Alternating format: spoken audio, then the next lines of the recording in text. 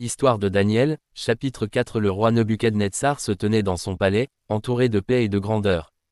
Il racontait les signes et les prodiges que le Dieu Très-Haut avait accomplis à son égard, reconnaissant la stabilité et la prospérité de son royaume. Une nuit, alors qu'il reposait dans sa chambre, un rêve vint troubler profondément son esprit. Il se réveilla en sursaut, le cœur agité, incapable de trouver le repos. Dans la vision du rêve, un arbre immense apparut au milieu de la terre.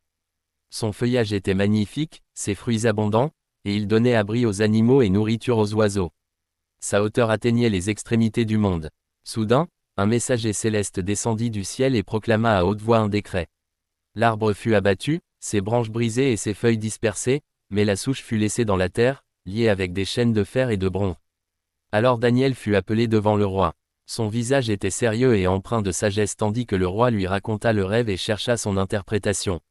Daniel demeura silencieux un moment, attristé par ce qu'il comprenait. Avec crainte de Dieu et fidélité, il expliqua que l'arbre représentait le roi lui-même, élevé et puissant parmi les nations.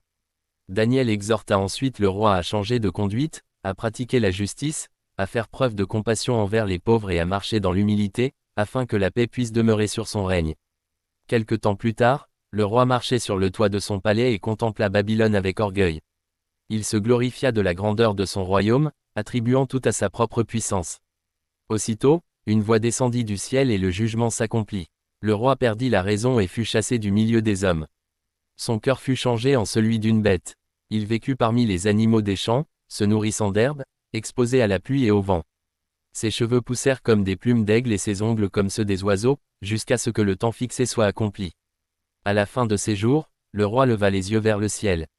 Sa raison lui fut rendue, et il bénit le Dieu Très-Haut, reconnaissant que son règne est éternel et que sa domination dure de génération en génération. Le roi retrouva sa royauté, sa grandeur et sa gloire. Il proclama la justice et la puissance du Dieu du ciel. Daniel se tenait à ses côtés, humble et paisible, témoin vivant de la souveraineté de Dieu.